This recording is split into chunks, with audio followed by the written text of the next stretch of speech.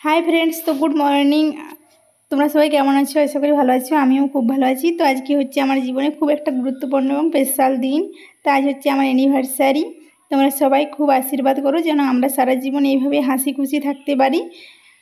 तो देखो पुरो सकाल थेके मेघला मेघला आबहावा, बृष्टिओ हयेछे प्रचुर।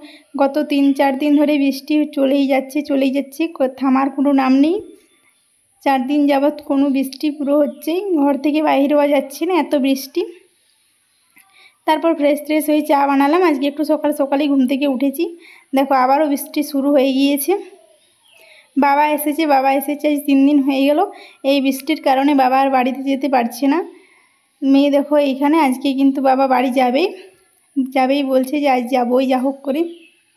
আমাদের গ্রামের নদী আছে, তো সেখানে বান হয়ে গেছে রাস্তায়, পুরো বানের জন্য রাস্তায় যাতায়াত করাই ভার। বাবা আমাকে দেখাচ্ছে খবরটা যে এই খবর হচ্ছে নদীর জলের জন্য। তারপর মেয়েকে দেখো ওর বাবা চলে এসেছে, মেয়েকে বই পড়াচ্ছে। এখন মাছ এঁকেছে, সেই মাছটাই ওকে দেখাচ্ছে এখন। তারপর বলছে বড় পেন্সিল না ছোট পেন্সিল নিয়ে করো।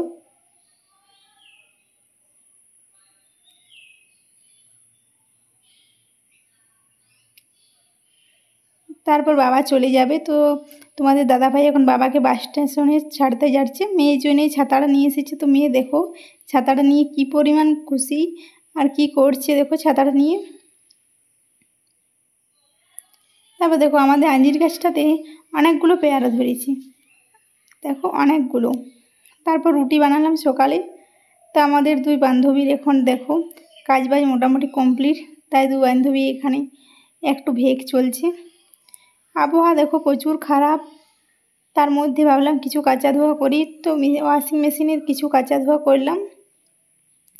তারপর দেখো এখন যাচ্ছি পিবরদাস দিকে একটু বাজারের জন্য।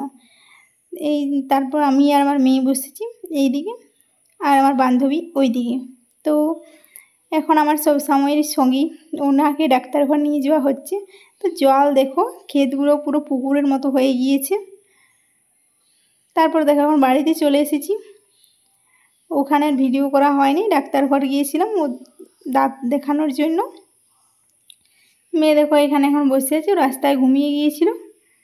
একটা কুড়কুড়ির থেকে গাড়ি পেয়েছে, সেটা দেখাচ্ছি। তো এই বাদলা ওয়েদারে বলেছিলাম মাকে যে আমি খিচুড়ি খাবো। তো মা খিচুড়ি বানিয়েছিলেন সবার জন্য। খিচুড়ি খেতে আমার খুব ভালো লাগে, সাথে ডিম ভাজা। তারপর খাওয়া দাওয়া করার পর ঘুমিয়ে গিয়েছিলাম। তারপর দেখো মেয়েকে নিয়ে এখন ছাদে চলে এসেছি। ছাদে মেয়ে এখন সেই শুকনো জামা কাপড়গুলো তুলছে। ভাবলাম একটু ছাদে এসে বসি। এই কদিন তো কোথাও একটু যাওয়া যাচ্ছে না, ঘরের মধ্যেই সারাদিন থাকতে হচ্ছে। তার জন্যই ভাবলাম বলে একটু বাইরের দিকে বেরোই।